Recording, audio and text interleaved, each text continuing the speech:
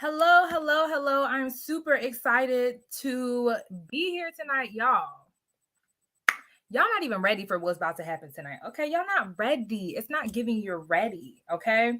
However, I told y'all that OGAW was coming back and I meant that thing. And we're kicking it off tonight with a conversation on why millennials aren't falling in love no more. Like, why are they giving up on love? Why are we giving up on love? I'm gonna talk about the context. I have some special guests that are gonna be here with us tonight. However, first of all, I need to make sure that y'all in the room. Like, are you even here? Like, are you even in the room? Are you here? Like, I need to know that y'all are ready for this conversation.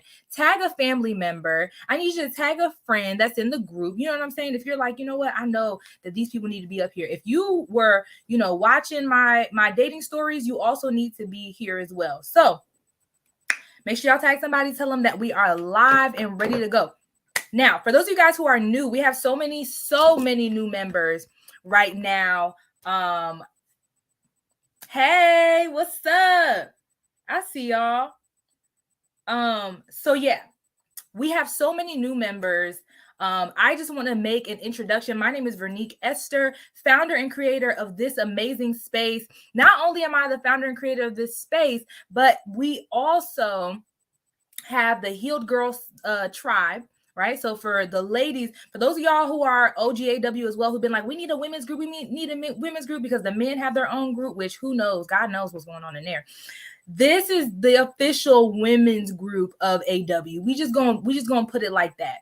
All right. So if you want to join the Healed Girl Challenge group, it was originally for the Healed Girl Summer Challenge that I did at the end of August, at the end of July, beginning of August. You can join there. It's a safe space for women who desire to focus on their healing journey, connect with other women, as well as keep up with the things that I'm offering for that community specifically. So look, I'm also a relational trauma therapist and coach. Currently, I'm slowing down on my therapy clients because surprise, surprise, I am getting ready to launch a 5-week group coaching program in September for women who are high achievers, Christian women who feel like they're giving up on love, but they want to heal some of that relational trauma so that way they can be in position for the love and life that they desire. Like some of y'all are like, you know what, I believe in marriage, I believe in love, but it's not quite working out. I've reached a level of success in these different areas of my life, but when it comes to me getting a man, I know we have some men in the group, so just close your ears for a second. I want a man, but it's not giving what it's supposed to give. Well, some of that's stopping you from that love that you desire is the relational trauma that you haven't yet let go of. Okay. So I'm doing a whole program. If you did heal for real, this is different. I'm so excited about this. We're going to have a dating coach come in the last week. We're going to be talking about your trauma narratives, all of the things. I see y'all tagging people. What's up? What's up? What's up? So that's our intro. If you're new here, do an intro post, right? Do an intro post. Tell people where you're from, what you do, why you're here, what's your relationship status. Like I said, if you're a single woman, you can join the Heal Girl Challenge private Facebook group, all of the things. So now let's get into the nitty gritty of what tonight is all about. Okay. But before I do, I need to make sure that we are not having any technical issues. So hang tight for me. We are not having any technical issues. All right, cool. So hang tight for me. All right.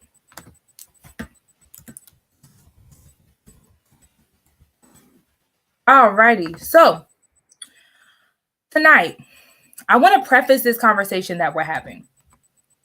So this started. What? All right, we're going to have to talk. This conversation came about because I know that y'all are used to me. I know some of y'all have been in this group for, 1 to 4 years. AW is getting up there. Okay. But on other platforms, I'm famous. Yeah. And so, no, I'm just kidding. But honestly and truly, I went viral last week and yesterday.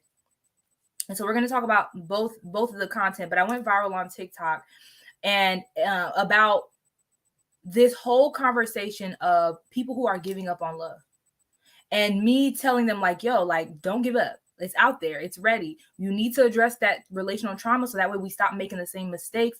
But there were so many people that were like, yeah, I wanted to give up. Or it's not social media. It's not this. It's the men, right? It's the women that are making me give up. And some people are like, yeah, you know what? I need to find hope again, but I don't know how. So I want to have this conversation because it is so prevalent. Like, it is so prevalent in our society, especially as believers. A lot of us are giving up on love when we know the God who is love.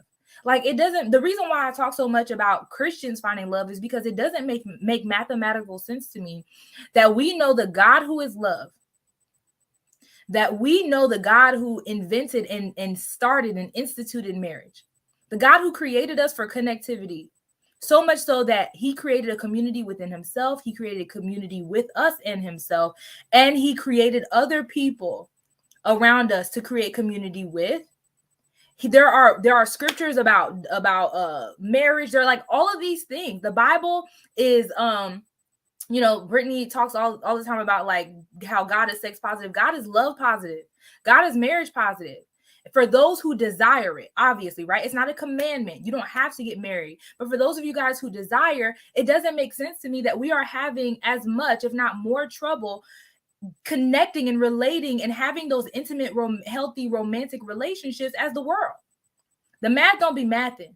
But I think that a lot of the impact and the rhetoric of the world is infiltrating the church and stopping us from being connected the way that we want to be connected. So that's just kind of me prefacing this conversation. It's gonna get good. We have an amazing kind of panel situation here. We're going to talk about the facts. We're going to talk about what's going on in social media, but we're also going to help you guys walk away with some hope, hopefully, and a path towards moving towards the love that you desire. Somebody asked about dating sites. We'll definitely get on that. Okay. All right. So introducing our panel for tonight. First of all, I just want to say that this person has literally, like, the last couple months has really been, more than that, but the last couple of months has been super impactful in me walking in my purpose, in me realigning myself with the word of God. Like, even the fact that we are making some changes and I'm reinvigorating the way that I approach how I serve you guys. Like, this is in large part due to conversations that I've had with this person. I am super excited for you guys. Now, if you have listened to Grab Your Stuff podcast, you've seen this person. Y'all probably seen them around. But I'm excited to introduce my brother, my friend, LeVar Gemini Norsworthy.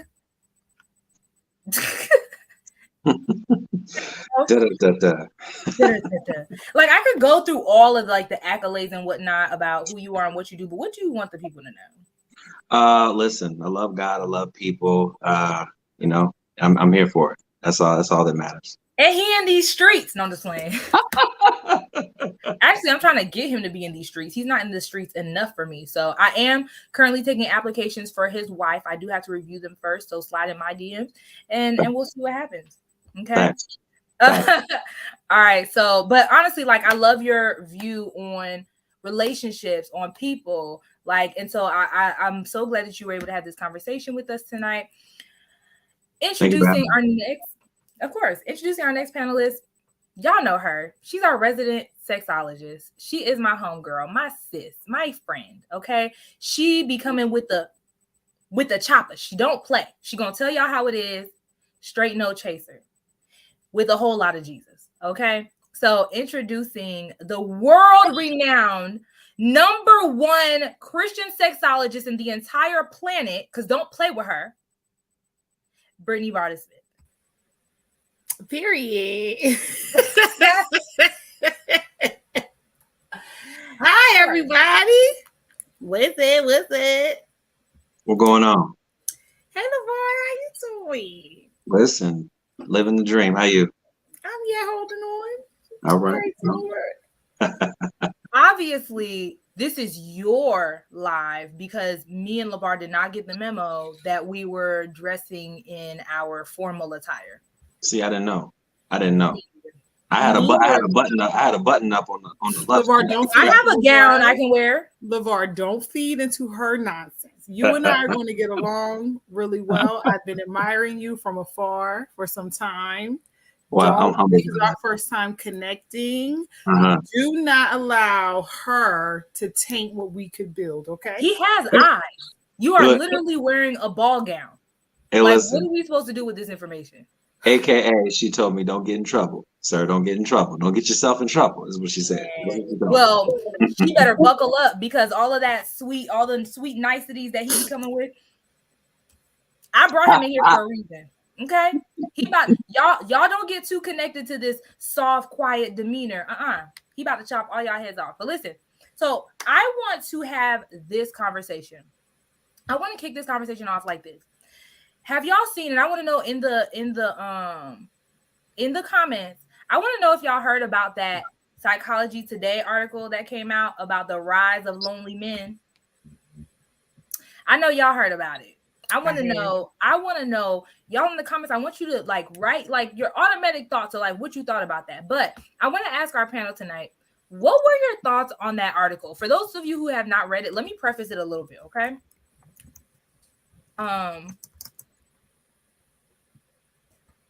So the article basically says that there are more, it says men represent approximately 62% of dating app users, lowering their chance for marriage. So whereas, remember, we heard all these things, there's more women than men, there's more women. Well, on these dating apps, apparently it's man central.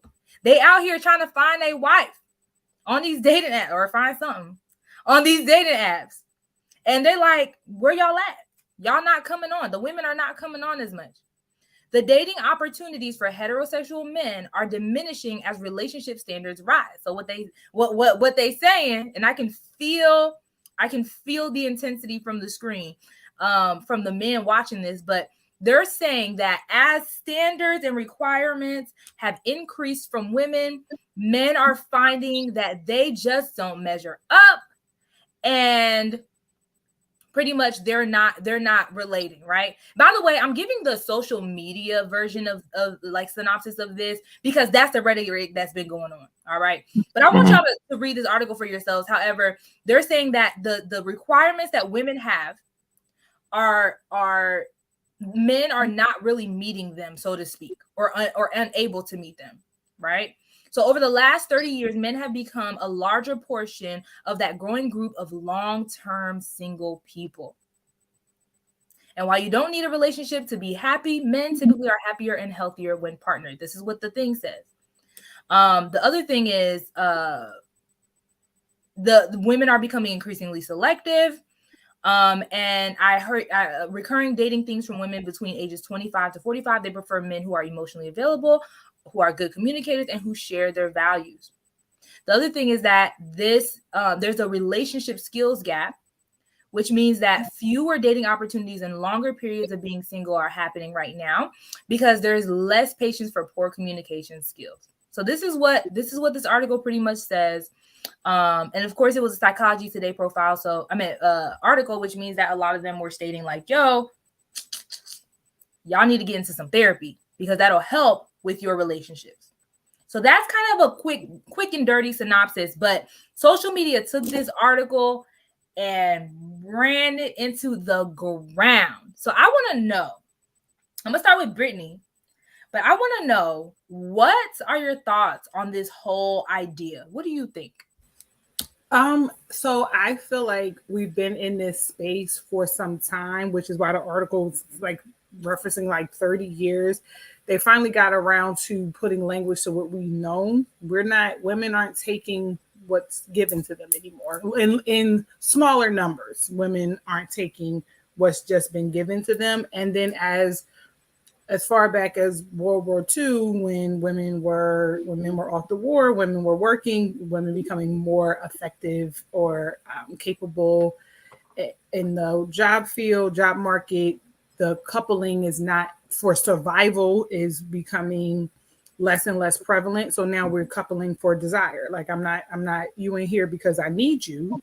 You're here because I want you. So if I have to make a decision based on my wants, I'm gonna be more selective in that, and I can hold out a little bit longer because I don't need my bill. I don't need help with my bills paid. I don't need, I can meet my girlfriends or whatever the things that I like to do. I can do more of on my own, along with the fact that this kind of bargain basement Neanderthal locker room barbershop thing that boys will be boys thing is no longer becoming acceptable. And so I feel like we knew that, like the girls that get it, like that Psychology Today article did not tell us anything that we didn't already know. Like, you got to come correct or don't come at all. What? Powerful.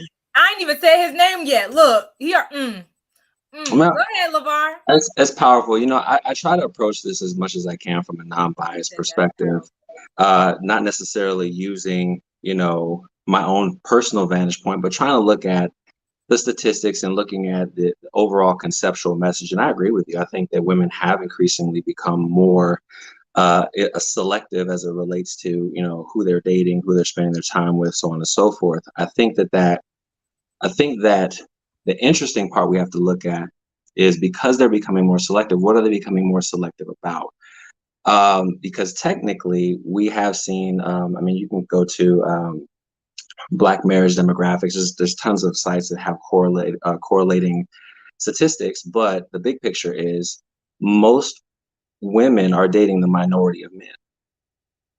So technically it does make sense, because they're dating the minority of men and they're having, poor outcomes. And so now women are saying, we want to, be selectively more different, or be more selective differently.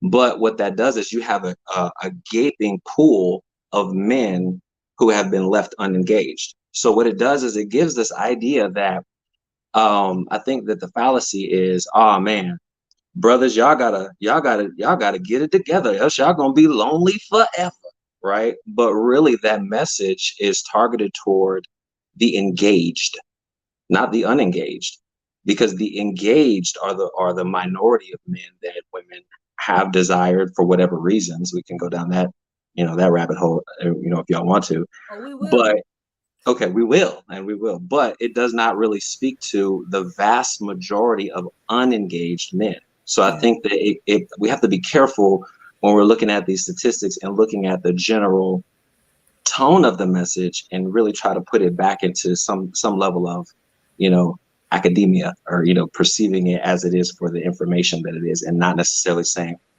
men as a whole, like, taking that whole, the tone of Kevin Samuels, like all women or all men.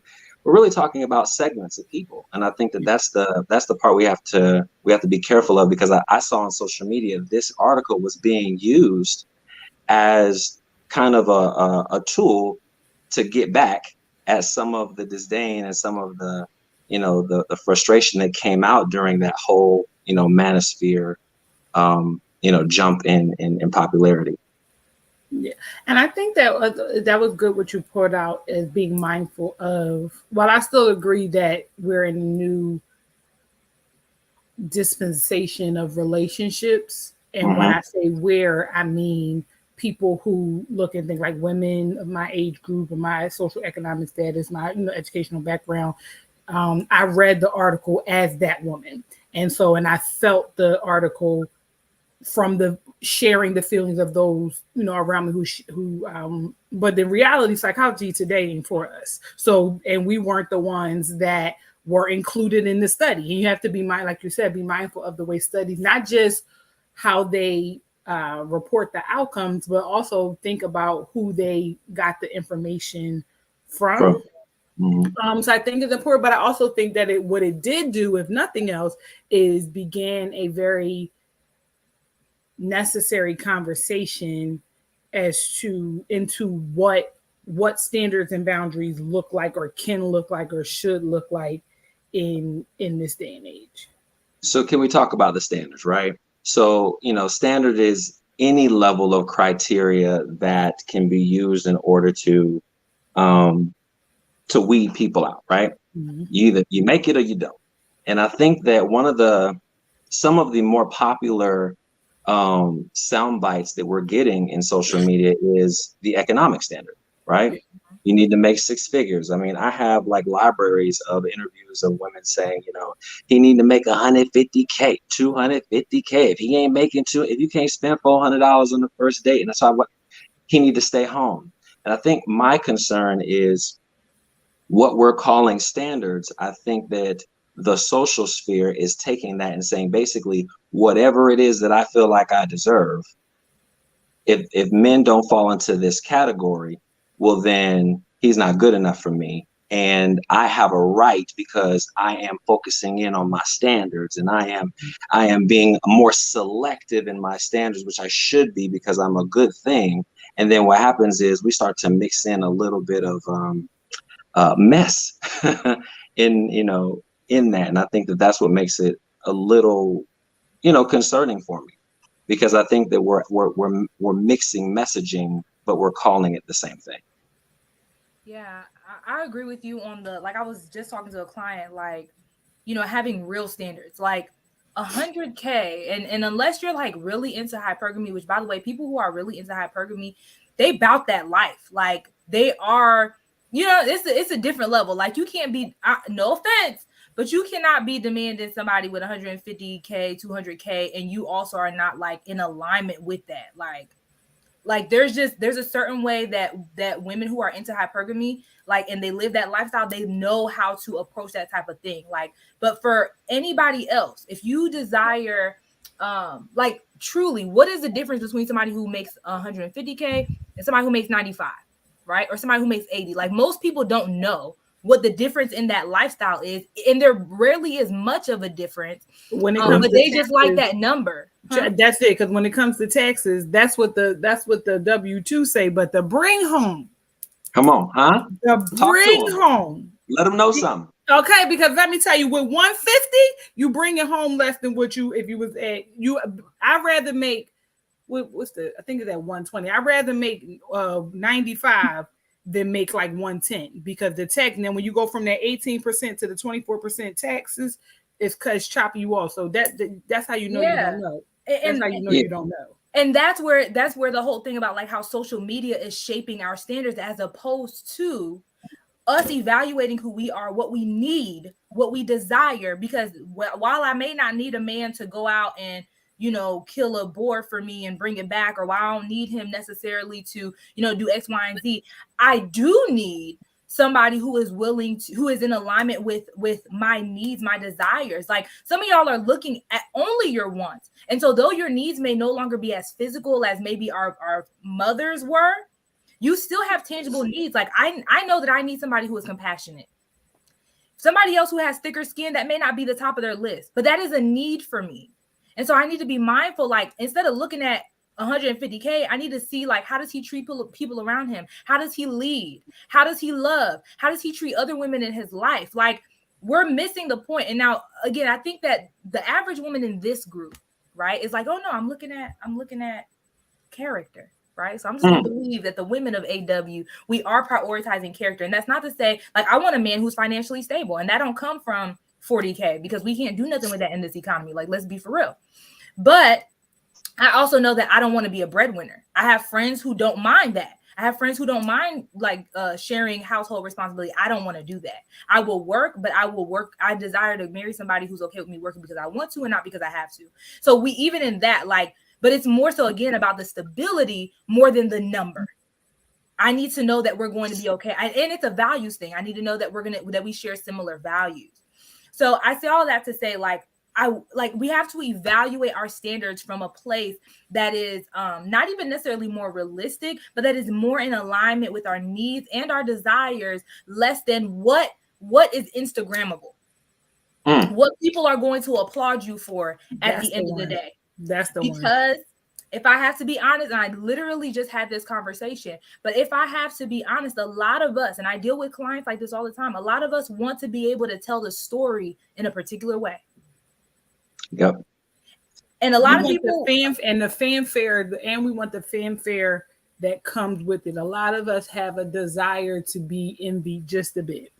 Right, exactly. We want to be envied. We want people to be, we want to be able to say, oh no, I got my man and I didn't have to, and he da da da, and I didn't even, and he, before I even breathed, he knew what I wanted. Like, because we see other people doing that, and we have coveted their stories, we have coveted their experiences, and now we feel like that's the only way to have a healthy relationship. Correct. Now, I don't believe in struggle love, but I do believe that any level of relationship requires effort. Yes. And so you have to be willing to be like, to not have this ready-made storybook thing, so that way you can get what you actually need.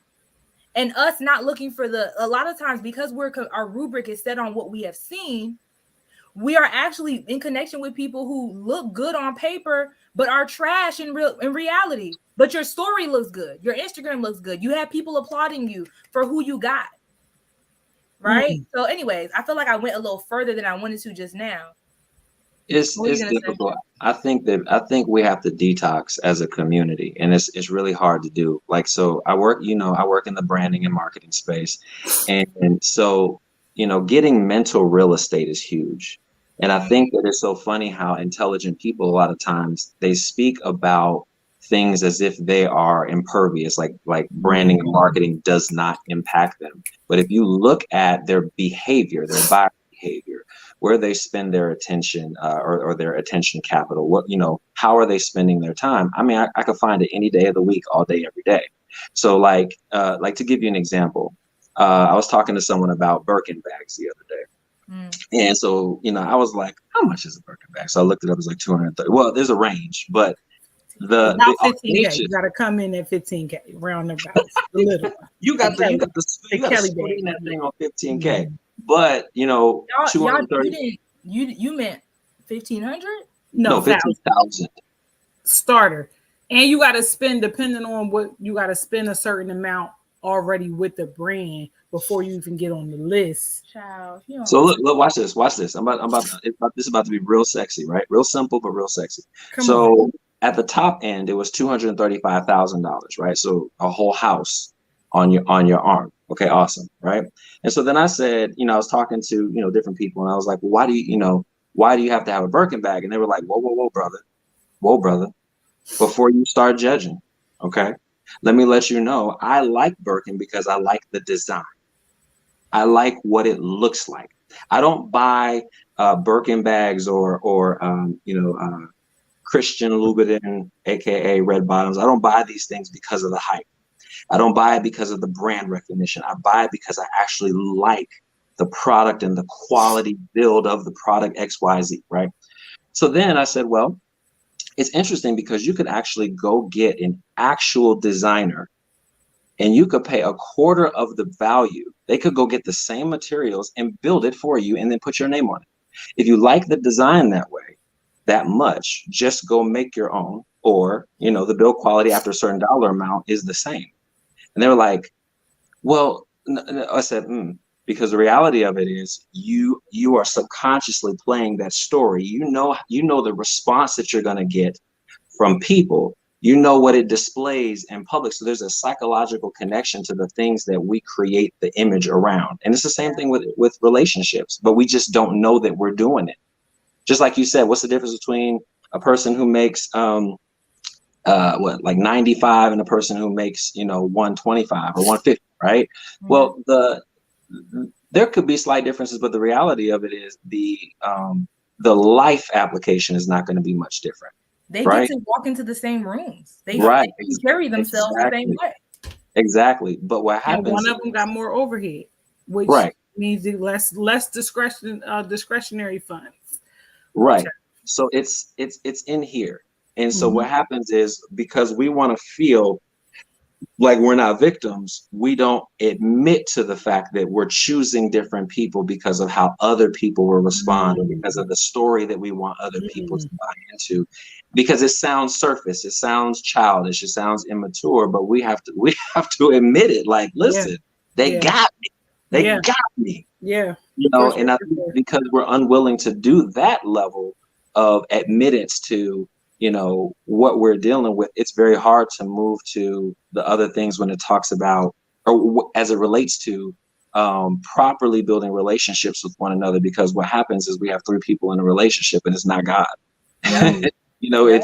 it's you, it's me, and then culture. It's audience, right? Yeah. Audience. And so that's where we're having the issue, and why even articles are benefiting, because they're filling in the blanks for you.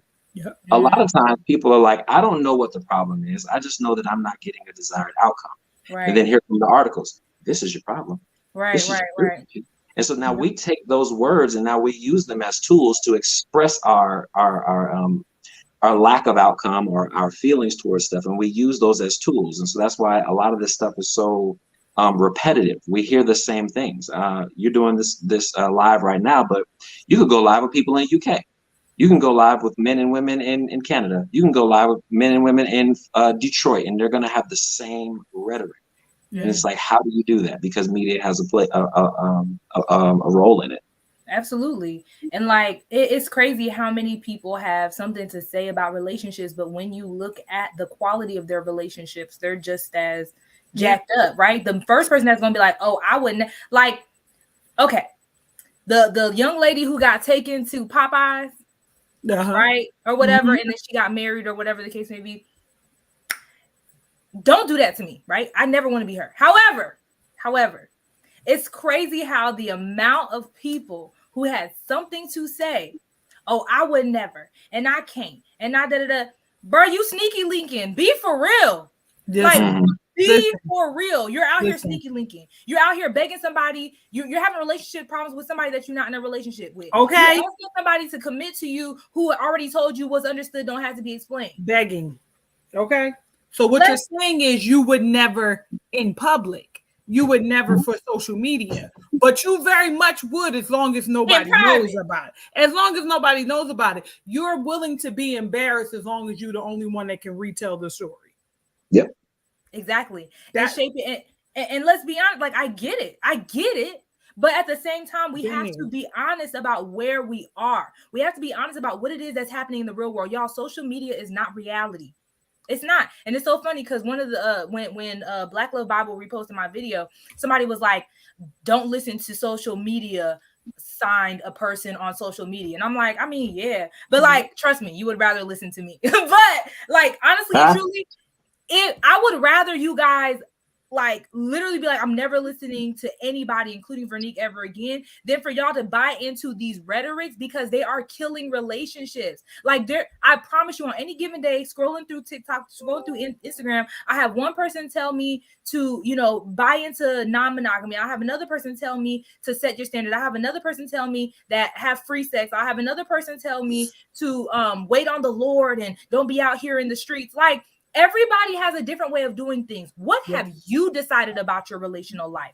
Have you asked God what you needed? Are you even aware of the trauma that is coloring the standards that you currently have? Are you aware of what your calling and what your purpose is and your assignment and the type of man that would be a good compliment for that? Do you over here asking women to submit? What are they submitting to? Do you have a plan? Do you have a future, a vision that you want her to fall behind? Or do you want a babysitter? Do you want a mother? Do you want a caretaker? Like, what really is it? Not a babysitter. Let's be honest. Some men only want women so that way they don't have to care for themselves. Minority. I said some.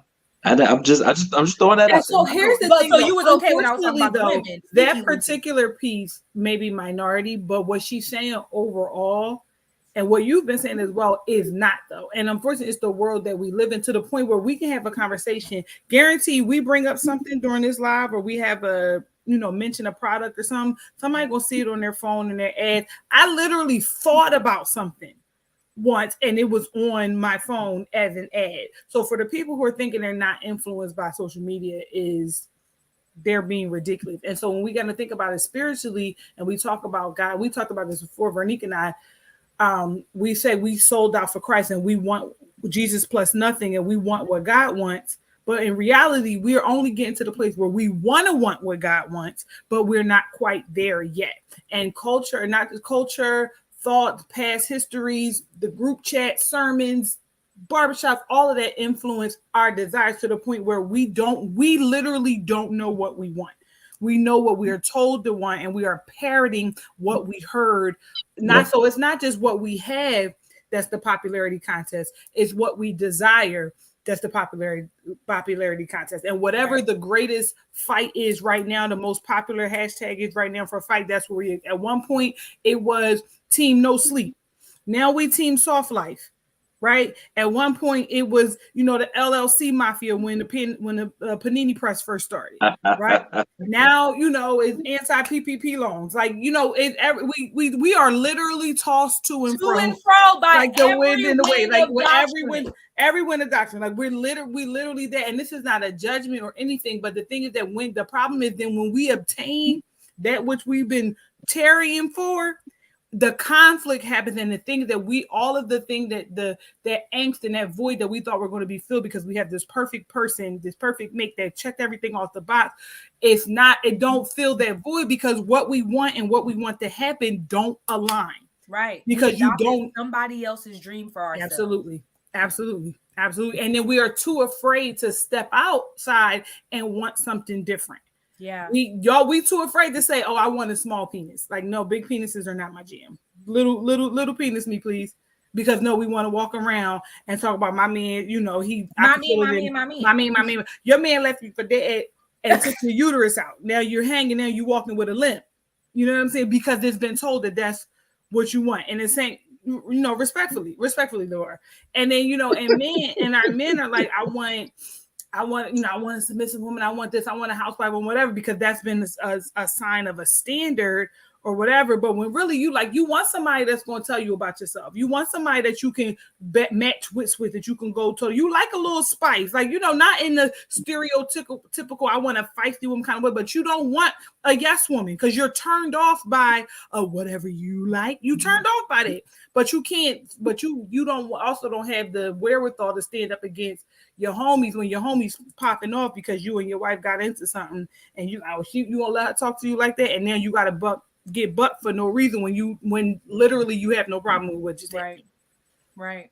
Absolutely. We are adopting and buying into other people's dreams for us. And I think that this is where the weariness comes in, because this is almost like I almost can't even make this up. So we have this whole thing about, and I'm gonna see if I can share my screen. But we had this whole thing, right, about the Psychology Today profile. And y'all remember everybody article. And everybody is like, yeah, y'all men need to step up because we're not taking it no more. I'd rather be by myself, right? Right? We said that, right? Watch this.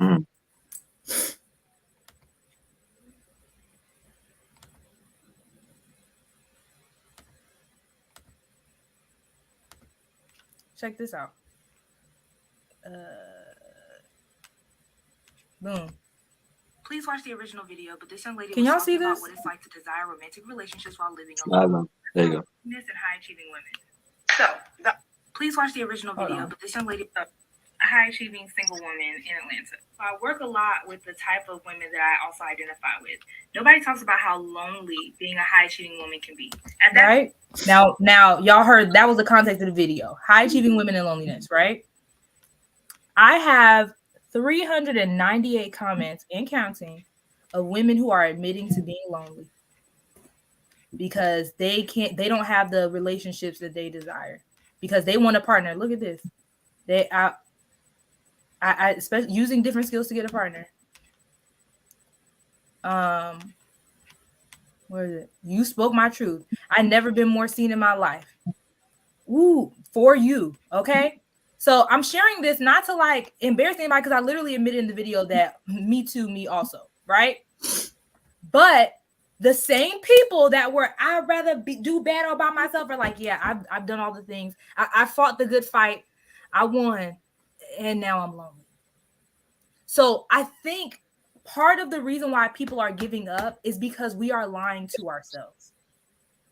We are lying. We are lying about what we want. We are lying about how we feel.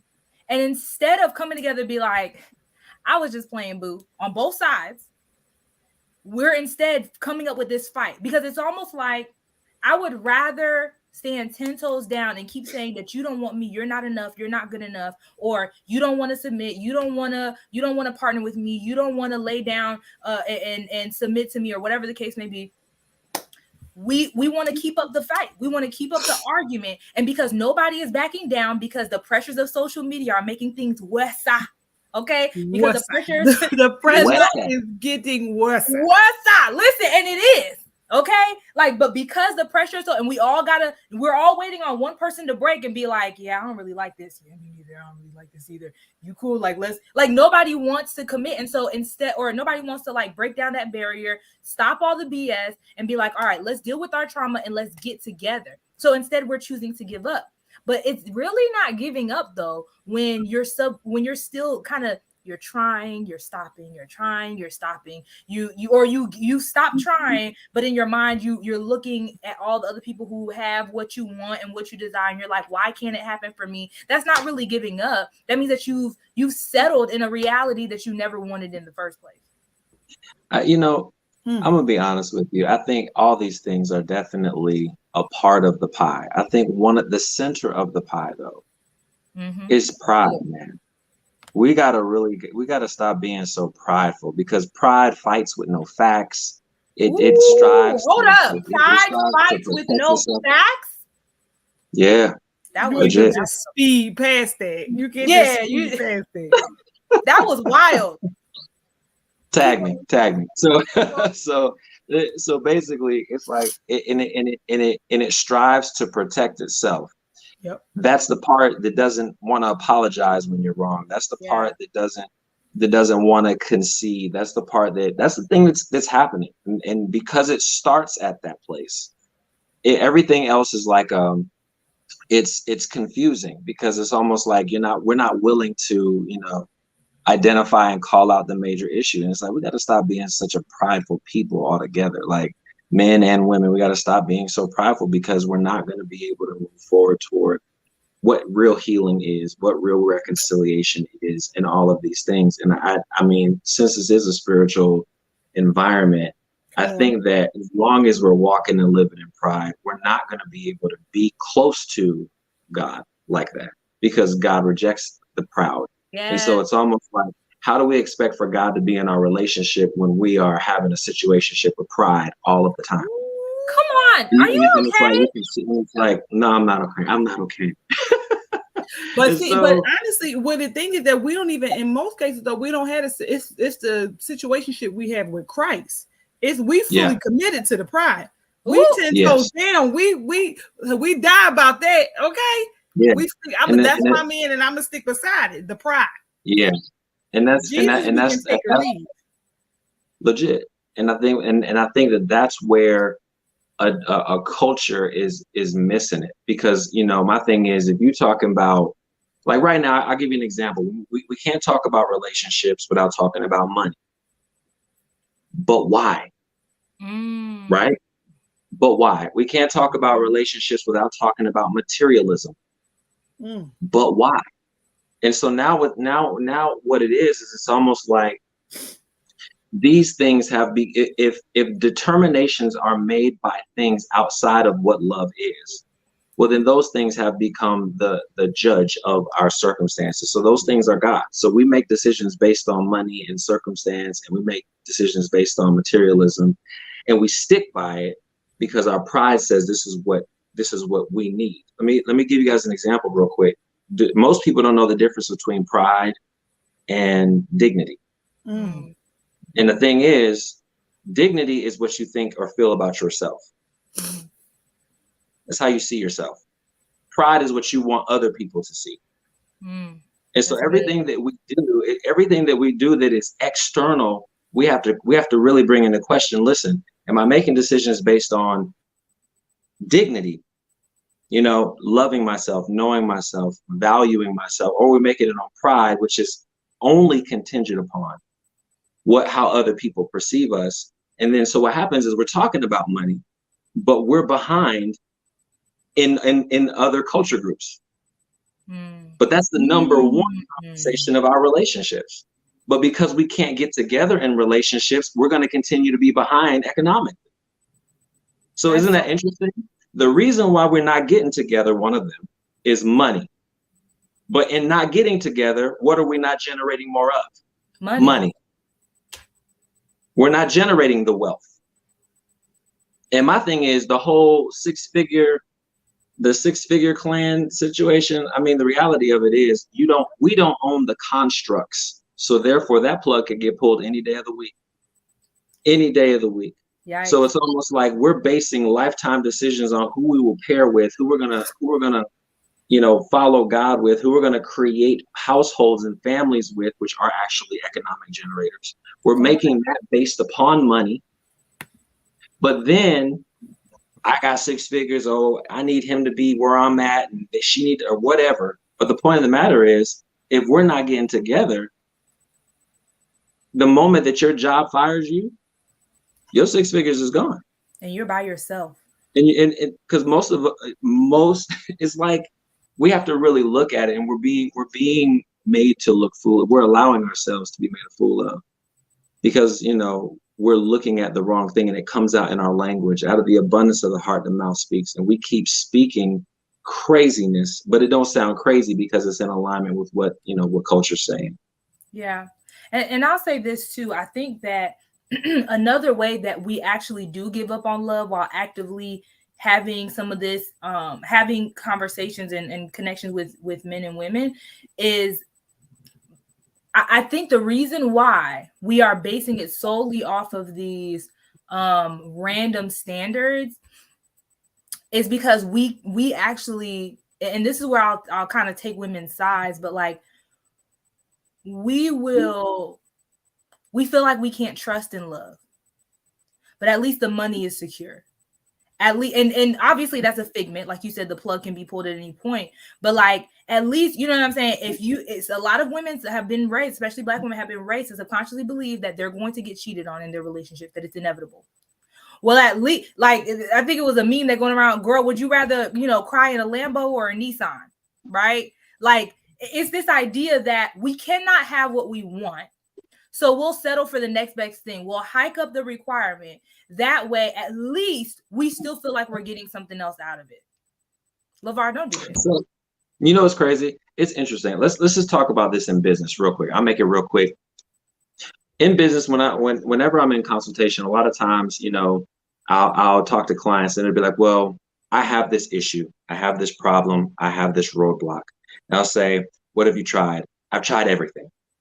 I've tried everything and nothing seems to work. Okay, what have you tried? I've tried everything. I'll be like, no, specifically, well, tell me what it is that you tried. And most times it'll be like 3 things. The same 3 things 300 times. And so in that person's mind, it's like, I keep running. No, but you've only tried 3 things 300 times.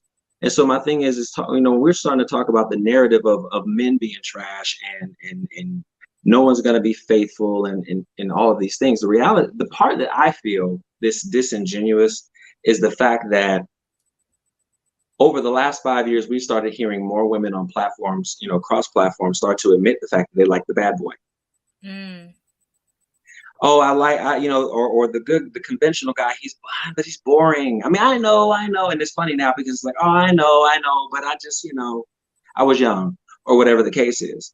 So my thing is, the reality of it is that narrative doesn't stand because we know culturally that women are drawn to a certain type or an archetype of a man. And it takes maturity to start to play with some of that formula to determine, the types of men that may be best for you.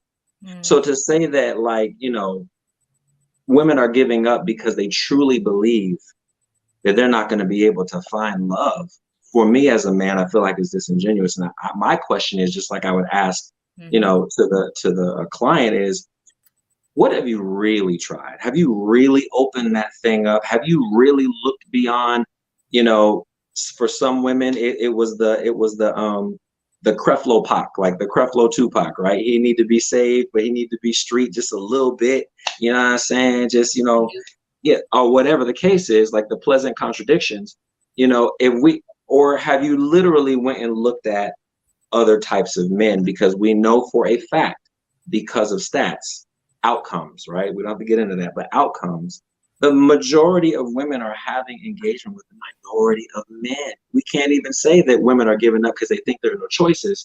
My thing is, what are you not willing to change, though? Yeah. My standard is my standard. I'm not about to da-da-da-da-da. Well, then you're going to continue to have a minority of engagement. Okay. So, but wait a minute.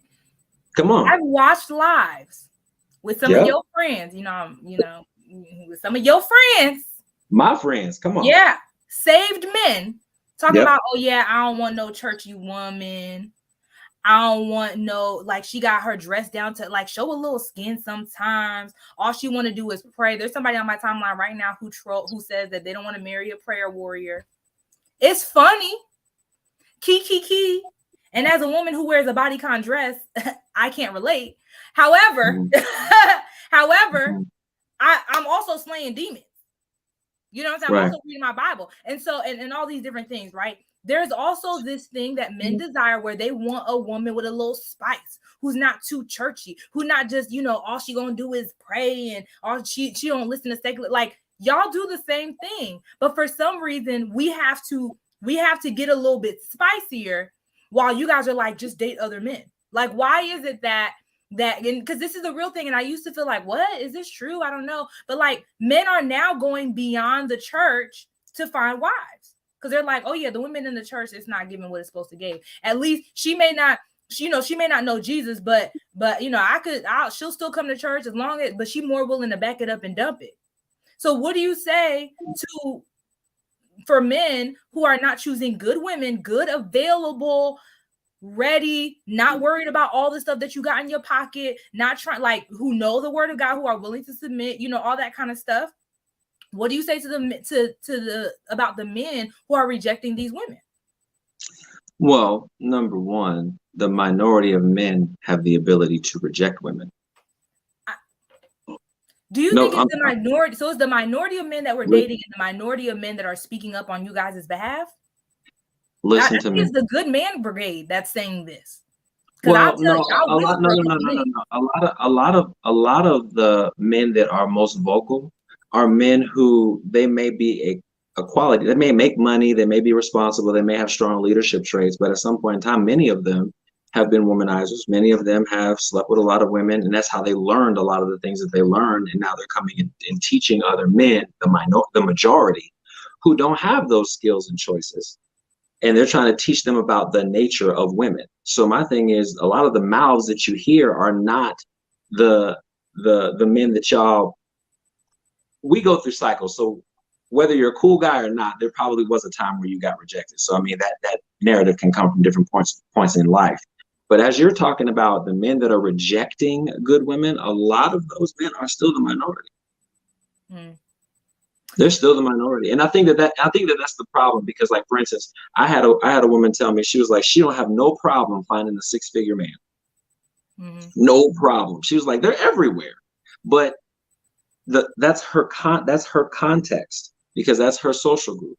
But in reality, black men make up less than 2% of 6-figure earners in the nation. Right. So it's kind of like you can't really look at what your particular experience is and then say that is the majority. And I'm not trying to diminish it either. I understand that we all are going through different things, because some of my experiences are not the majority.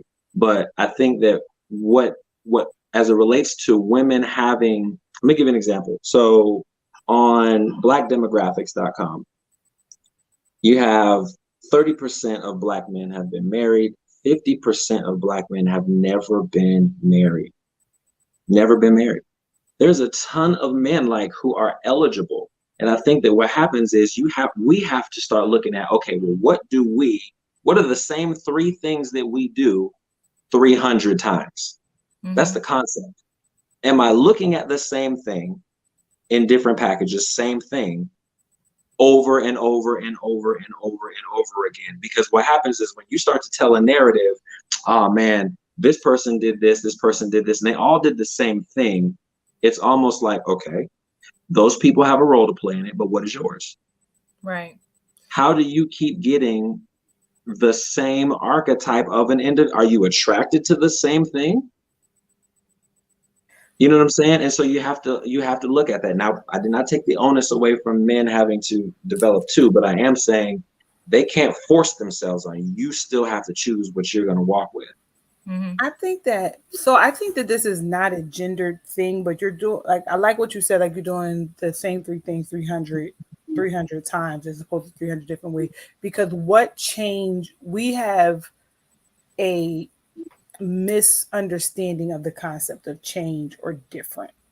Mhm. And so we also have a very short reach of, like, a willingness of reach, right? We'll step two or three steps to the left or the right, but change, we don't really all out change because of fear. And one of the conversations I had with my therapist once was about, my desire to not be like my mom in parenting or in dating.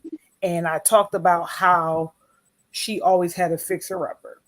And like, and her fixer upper, she was the breadwinner. She paid all the bills, and they like didn't speak that well, like just like bargain basement kind of men.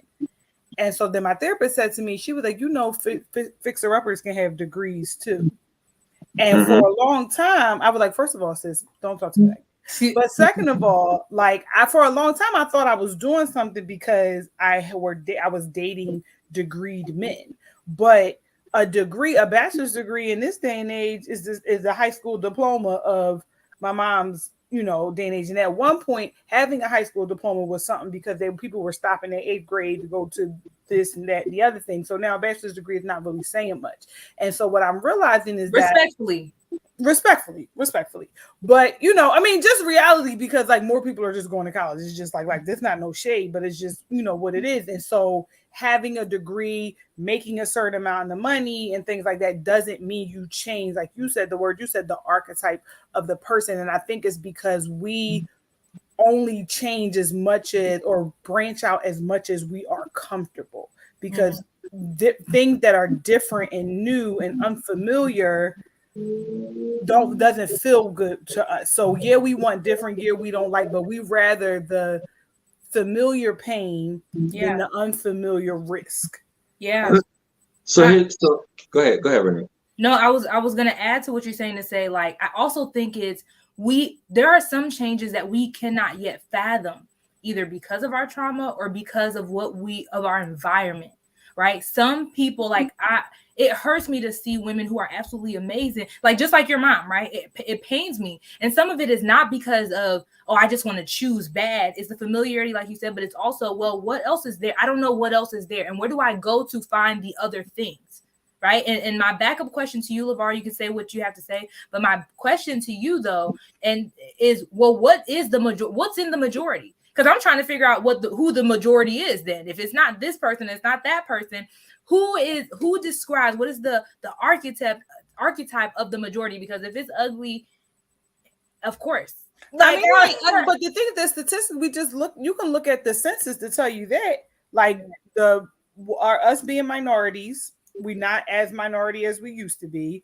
Most of America lives below the poverty line. Like, that's just like the average height for a man, which means most, is 5'10" or 5'9" or something like that.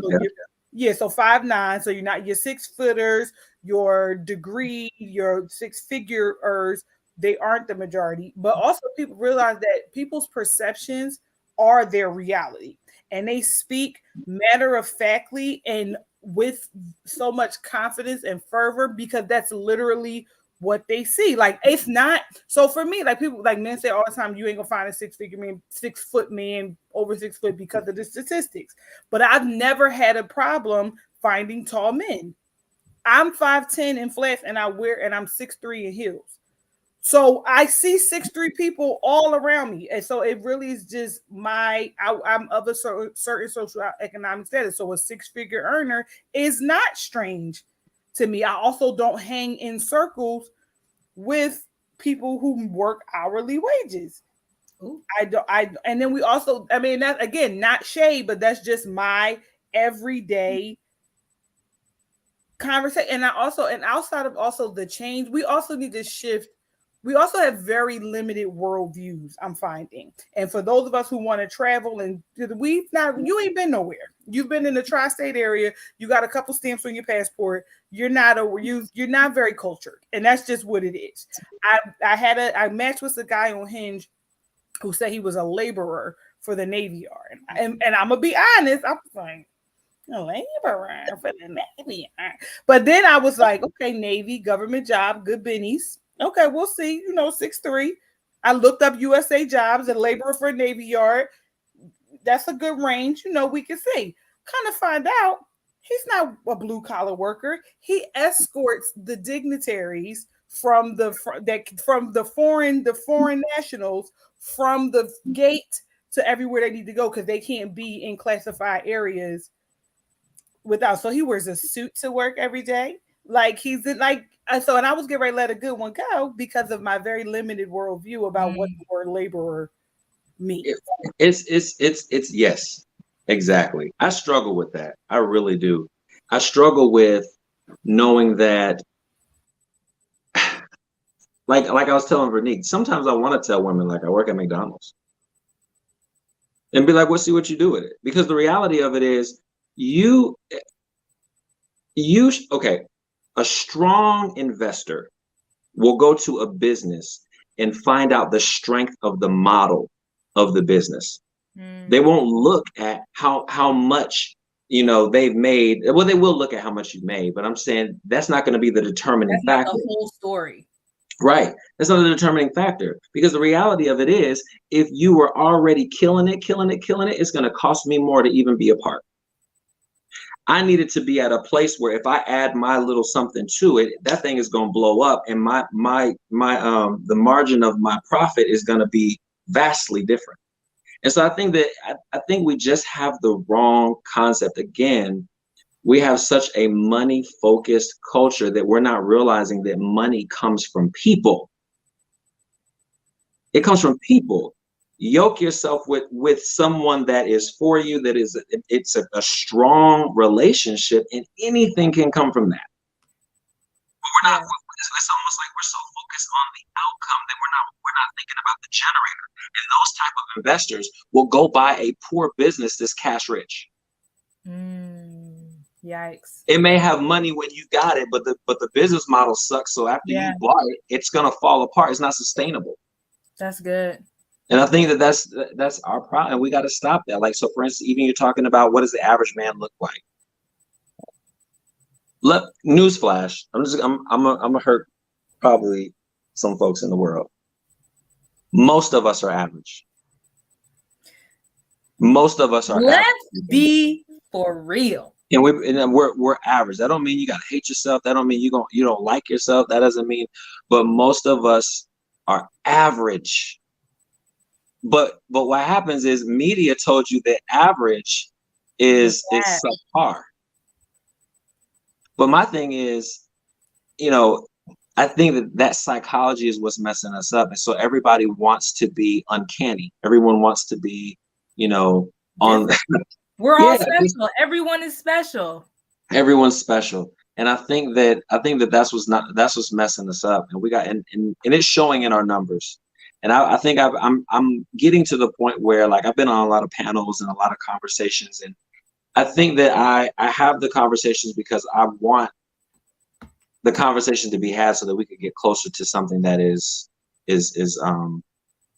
profitable for both groups of people. Mm-hmm. But it's hard. It's like, listen, eventually a generation will pass, and then it will take the next generation to come and do something different. And we've seen that in the Bible.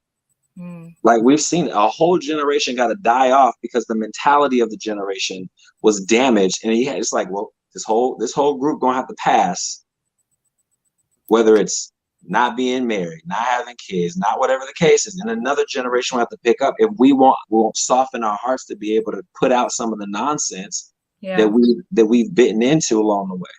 Yeah. I totally agree with you. And it's so funny, like, this whole conversation about average, we were set up.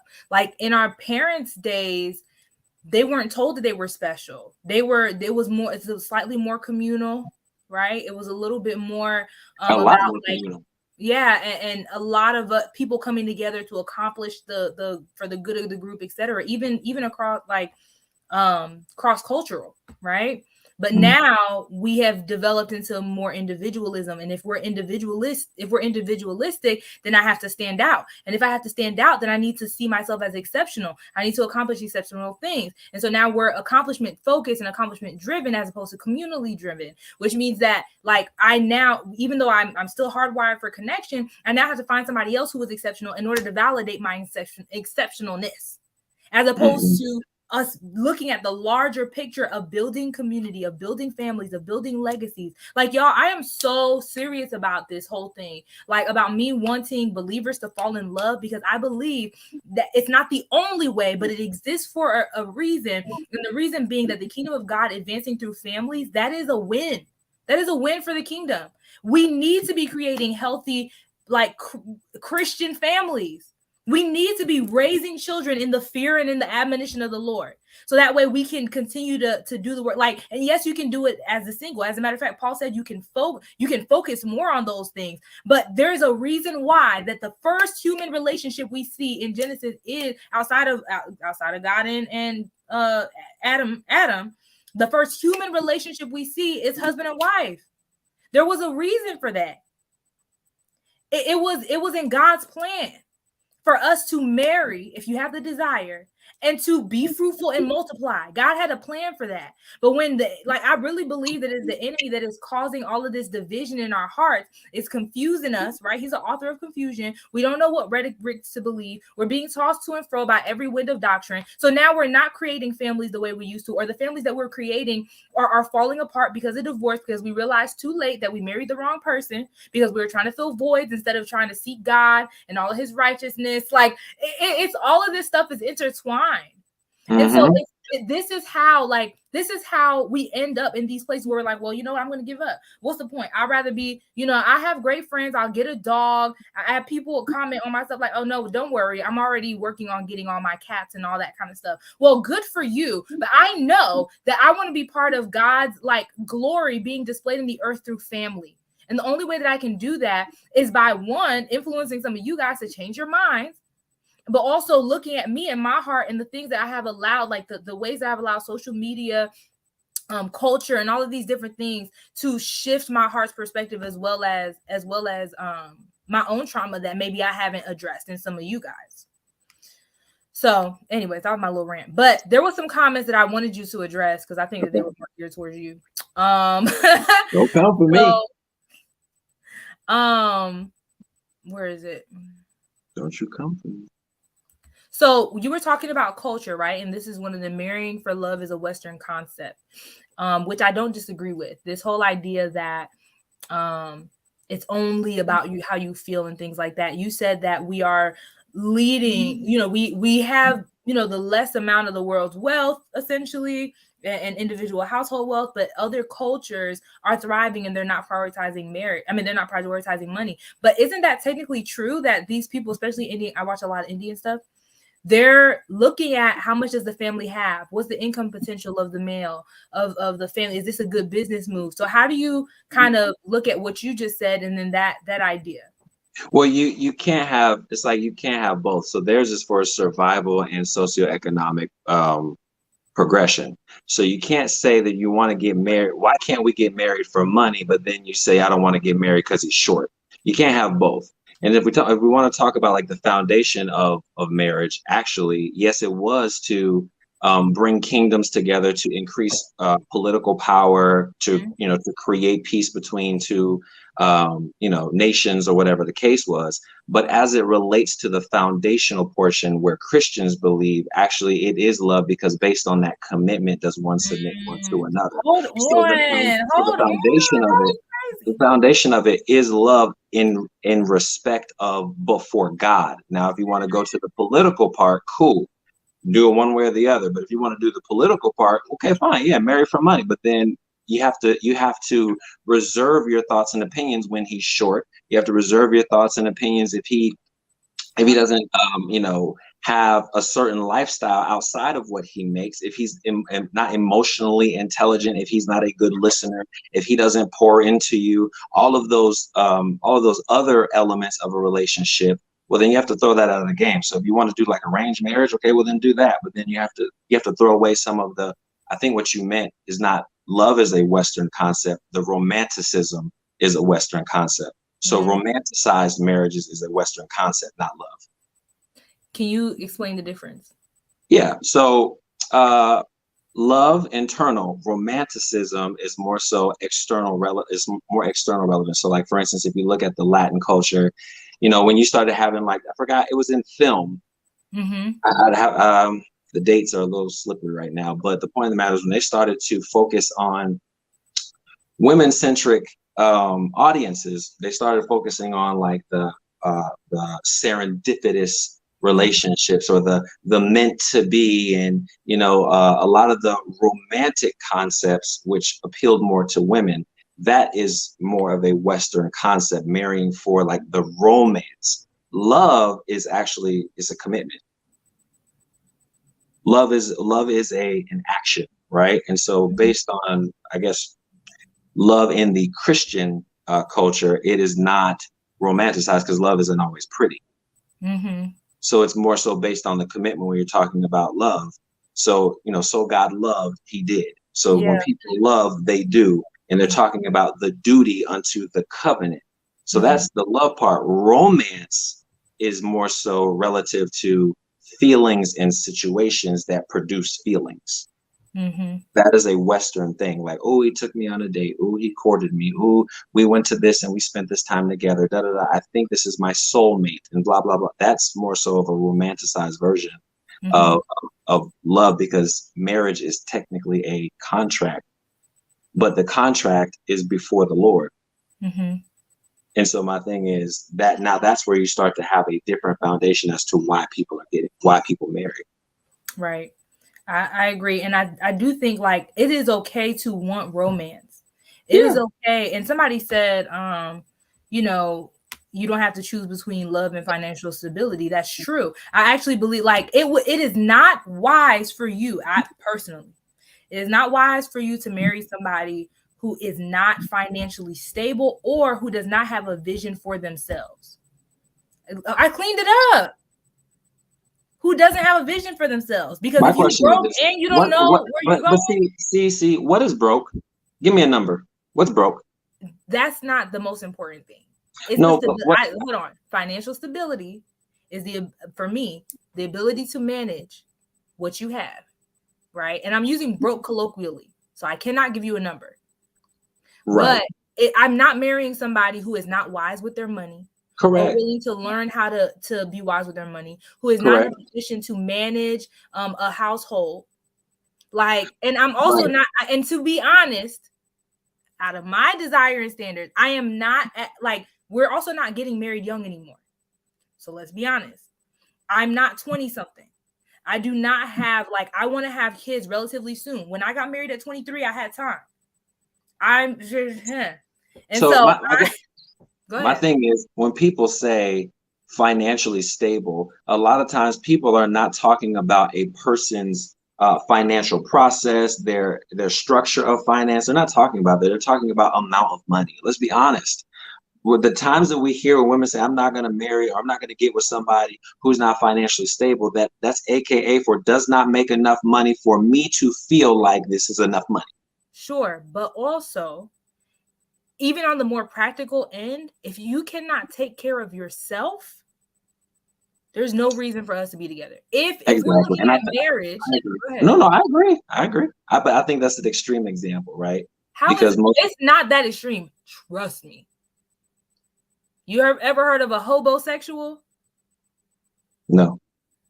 It's a social media term, like men who date people just so they have somewhere to live. Right. And I that's struggle. A minority. That's what I'm saying. And I think again, we're so hard pressed on number that we don't look at experience. Like, again, what is the difference what is the lifestyle difference between someone who's making $150,000 and the person who's making $95,000? What is the biggest difference? We have to start coming against some of these strongholds. They are strongholds. It is cyclical thinking that we have toward elements of relationship, and we're getting the product of it. Yeah. I think we don't have to even argue whether we have a problem. We have a problem. We have a problem. Okay. Because I should be able to make $50,000, Brittany, and still date you. Me?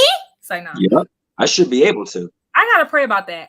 When I married my husband, we only had 50K, and I mean he was the primary breadwinner, and we were okay. He was not happy.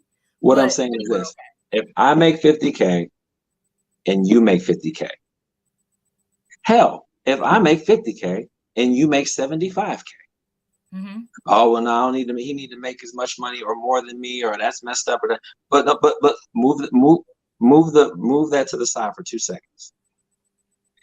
If I made 50 and you made 700, I'm sorry, you made $75,000, right? Our buying power then jumps to just about $500,000. Yeah. We take $500,000, we make investments. Now we have cash flow. Because we have cash flow, we deduct from the money that we already bought, and then we reinvest and get more money. It's just that simple. But here's the deal: without my 50K, you still can't have $500,000. So it's like, what are we talking about?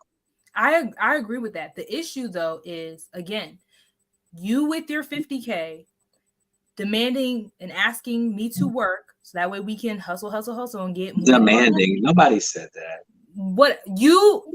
I'm setting up a scenario. So you desire to marry somebody who is willing to contribute to the household, right? Let's say in this scenario. I'm here with my 75, you have your 50. Now, when we start busting out kids, you still want me to work. You still want me to manage the household because you still want me to cook as soon as I come home. You still want all of these things, but I also have to keep up. Like, I also have to be able to match you. Now, that's not every man, but I think that the what's it called? The second shift, right? That's a real thing. A lot of women who are married, they're upkeeping households and they're upkeeping their wifely duties that men expect them to do. So you want a modern marriage with traditional values. So that way the pressure's not on you. So that's where my whole thing about, like, am I going to work? Yeah, because I have my own business and stuff like that. But I need us to be in a place where when it's time for me to take care of these kids, or if you want me to focus more on the household, I can do that without your bitterness, without us losing income, without us losing. You see what I'm saying? But no, I do. But look at what happened. You jump from 0 to 100. We're not going to have conversations before then. Based on the 50K argument, we're not even having this conversation because we're not even together at that point. What I'm saying is we would get together and then we would start to make a plan. And that's where, again, you're focused on the visionary, what is my leadership like? Because the reality of it is, this man, I could say, okay, cool. You make X amount of dollars, I make X amount of dollars. If we're together or whatever, we don't have any kids yet, I'm like, cool, this is what we're gonna do.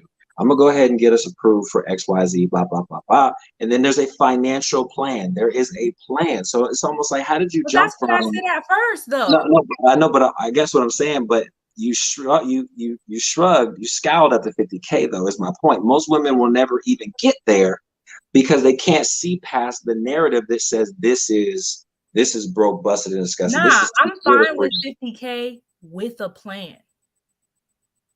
Y'all, that ain't what she said. That ain't what she said. That's not what I said. I mean, I was joking about but I also said when me and my ex got married, he was making like 53K. I know, but that was before. I know, but that was before you went viral, though. It's different now. The price went up. The price went up. Nah, like I would have the conversation, but you need a plan. You gotta have a plan. Because the reality is, and again, even from my experience, because this comment too, where is it? This, like, it's not too far off. Like, I remember being at an event where this guy was like, I mean, y'all have the money that you want and you have this and that. So what am I here for? Like, because I want love and affection, because I want to build a legacy, because of X, Y, and Z. It's almost like men can't see when you do come to the table with some change. Like, now it's, oh, well, you better respect me and then the egos come into play. And then on the flip side, again, I was married to somebody who was making around that. He had quarterly or yearly raises, but he was so upset at the fact that, and I'm saying this because this is why I have a particular standard that at least, like, with or my income does not need to be considered when it comes to our household. And the reason why I'm like this is because I married somebody who was very bitter at the fact that even though I was in grad school and couldn't work like that, and at the time I was fine with working and splitting a household or whatever, but he was upset that like he was making money for me as if he didn't have to eat and sleep somewhere as well, right? Or as if he didn't know that I was going to grad school when we got married. And so for me, it's kind of like I realized that I don't want the financial pressure, but I'm also traditional. I'm also I mean traditional in the way that like I'll hire somebody to cook and clean. But I also will cook and clean. Like I also will like stay home with the kids for a year. Some women, I have friends who are like, nah, never that. I'm gonna work till the day I die. And I respect that. They're willing to contribute to a household. But I don't think that automatically means though that I'm not willing to be flexible. I'm not willing to be, whatever. But I also don't think I'm wrong for having that desire of somebody who is a little bit more traditionally minded. Why are you looking like that? I'm just listening. I guess what I'm saying is start with the person first and then produce the product. People are looking for products and not people. I'm just saying look for the person first and then together build the product. That's all I'm saying. I'm with that. That's all I'm saying.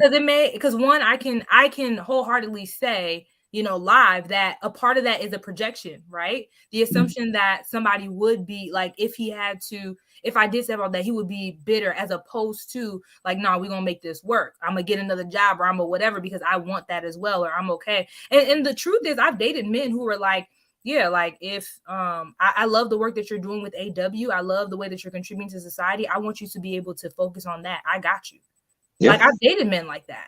And at the time, some of them had the type of money that, most would consider six figures or not. Like some of them were like, nah, I'm gonna get this money up because I want to make this work.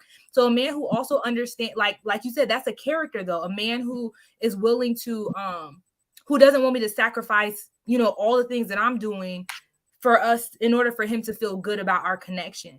Right. Or who is a visionary who has his own path and knows what he's doing and also knows his earning potential and the road he needs to take to get there. Yes. A man with wisdom and maturity and all those things can flow from that. It don't have to be the bullet points and the check boxes. What are the questions? What are some of the other questions? What are they talking about? Sorry, we did stay on that for a minute. No, I think we pretty much covered it. Somebody said the second shift is the primary. Oh, you're gonna hate this. The second shift is the primary reason statistically why women file for divorce. What is the second shift?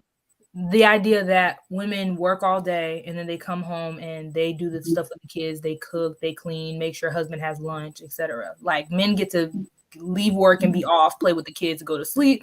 Women have to go to work, come home, do laundry, clean, cook, make sure homework is done, etc.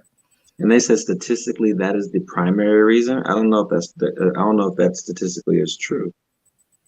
I thought statistically it was finance first. But isn't that kind of a part of that? No. Because if I don't have the finances to at least to either get help or to not have to work, so that way it's a balanced load. That's role distribution in the household. That's like an issue between the relationship. That's not we don't have money or I feel like we're unstable. I guess my point is, I mean that's something to consider. I won't jump into that too much. I feel that. Okay. I mean, yeah, we don't have any statistics to truly back that up, but I thought it was funny because we talk about the. I could find it, but I'm just saying something. I bet. Well, look, I'm gonna let y'all go because I know we've been here long, but I think that the answer to why we are giving up on love, especially the millennial generation, is because we're not focused on the right things. I think we are giving up on. We're recognizing that our dreams. The dreams that we're being sold aren't producing what we want. And instead of shifting to something more appropriate, to something more foundational, instead of looking to God to help to renew our hearts, to renew our minds, instead of getting psychological help, not just women either, but the men, because asterisk, that Psychology Today profile, article, I don't know why I keep, because I have a Psychology Today profile. The article, people were dragging men, not realizing that the real problem is that men haven't been taught how to be emotionally available. They're not even tapped into their own emotions. And instead of us, and I'm there's a young lady that I follow, Justine Mufama.